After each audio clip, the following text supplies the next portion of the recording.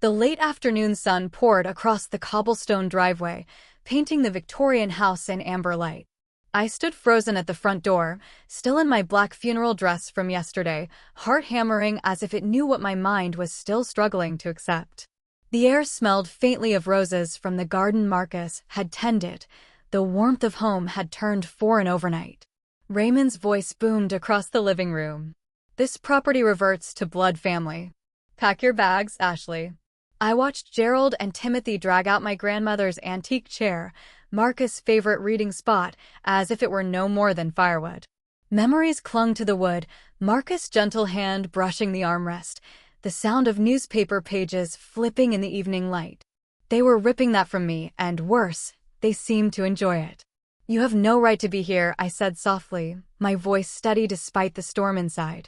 Raymond's smirk was predatory. "Family property always goes back to blood. Marcus is gone. That's simple." For 8 years, I had walked through these halls, enduring the cold tolerance of the Colemans. I had smiled politely as subtle insults and calculated slights became routine. I had hoped love would shield me. Now, the illusion shattered. Flashbacks punctured my fury.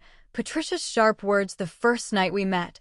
"She's practical, but not our kind of people." Marcus' quiet defense, his hand in mine, whispering reassurance. The wedding day, when Raymond asked about the prenuptial agreement instead of our happiness. I remembered the wedding of Marcus' cousin, 3 months before his diagnosis. The casual family conversation about inheritance had stung then. When Marcus goes, the property comes back to family, right? The answer had been a foregone conclusion for them. But Marcus had seen it differently. Always. He had prepared for this moment long before grief had made me vulnerable. They underestimated me. They didn't know Marcus' foresight, the documents, the deeds, the letter he had written. And they had no idea that I was ready to step forward, not in desperation, but in quiet resolve.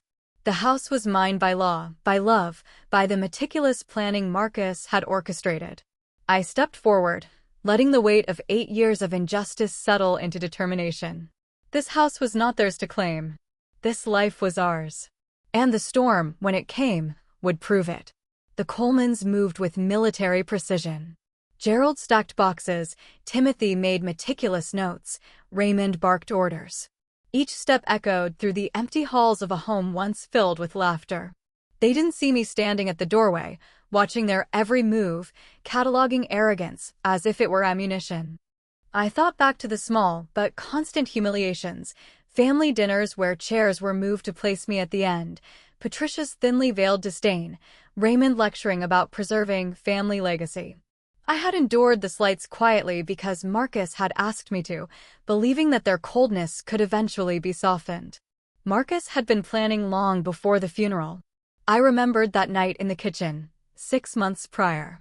Documents spread across the table, a wine glass untouched. He had explained every contingency, deeds changed to joint ownership, comprehensive wills, letters explaining his decisions. A no-contest clause to deter legal harassment.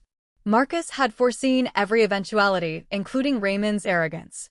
I watched the Colemans' presumptuous confidence and allowed a slow smile to creep across my face. They thought this was about greed. It was about pride. And pride was about to be their undoing.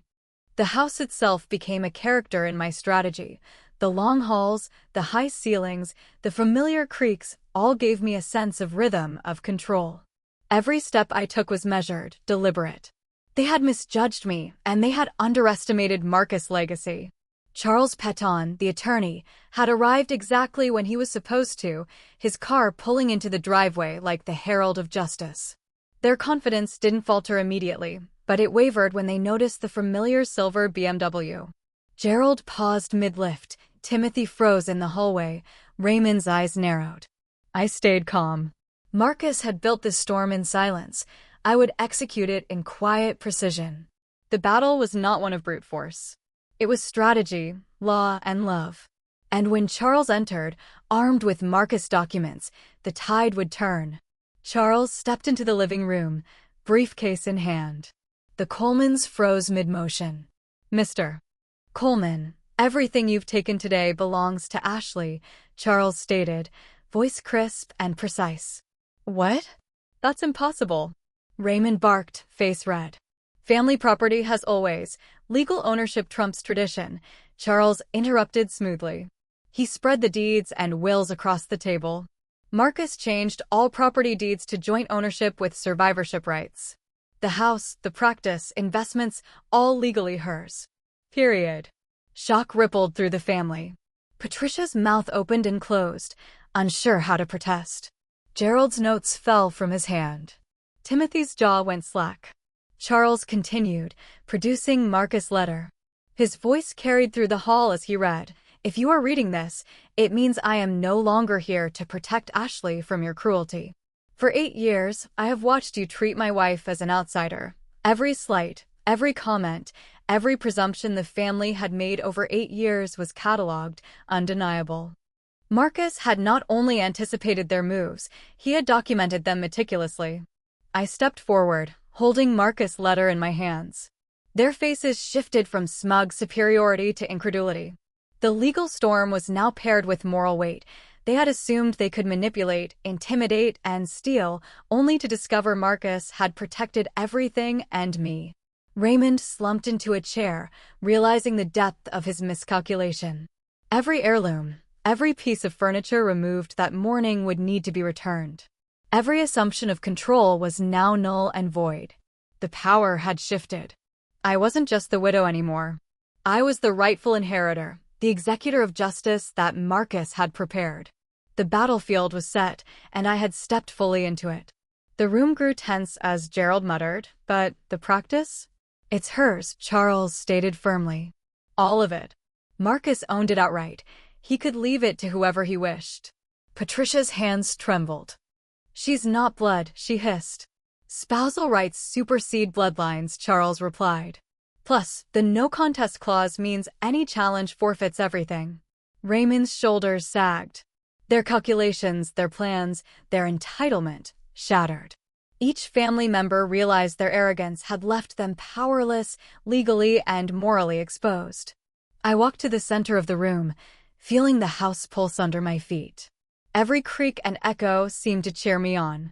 Marcus' foresight had created not only legal victory but moral justice. Every heirloom, every photograph, every cherished memory was safe. Patricia opened her mouth, but no words came. Gerald and Timothy exchanged glances, defeated. Raymond buried his face in his hands, the weight of his failures visible to all. It was then I realized this wasn't about the house or the money anymore. It was about recognition. Marcus had protected me not just from theft, but from the years of emotional diminishment. His love had left a blueprint for justice that the family could not override. Charles finalized the documents, ensuring every legal box was checked. The Colemans were silent, humiliated, and broken. Raymond muttered, I never thought. You underestimated him," I said softly. "And you underestimated me." The family returned all items removed that morning. My grandmother's chair was placed carefully back in the living room. The practice remained mine, every bank account untouched. Every assumption they had made, every plan they plotted, nullified. I stood in the living room, holding Marcus' letter, tears streaming but heart soaring. The victory was quiet, clean, absolute. Marcus had left me a gift far beyond property, validation, protection, and proof that love, foresight, and planning could triumph over cruelty. The sun dipped behind the Victorian roof, casting long shadows across the garden Marcus had tended. I sat in my grandmother's chair, feeling the warm wood beneath my hands. The house was silent except for the faint creak of settling floors, alive, breathing, and finally at peace. For the first time in months, I allowed myself to grieve freely. I spoke to Marcus in whispers, telling him about the victory, the legal triumph, the exposure of family greed. I felt his presence in the gentle breeze, in the rustling leaves, in the soft light across the room. I realized that Marcus' greatest gift was not the house, the practice, or the documents. It was the lesson. Love was enough to protect, planning enough to outwit cruelty, and courage enough to stand firm when the world expected me to fall. The Colemans' arrogance would be remembered by the community. My quiet triumph would be felt in every corner of our home. And I, Ashley Coleman, widow and inheritor, would carry forward a life built not just on property or wealth, but on love, justice, and the enduring legacy of a husband who had never underestimated me, nor them.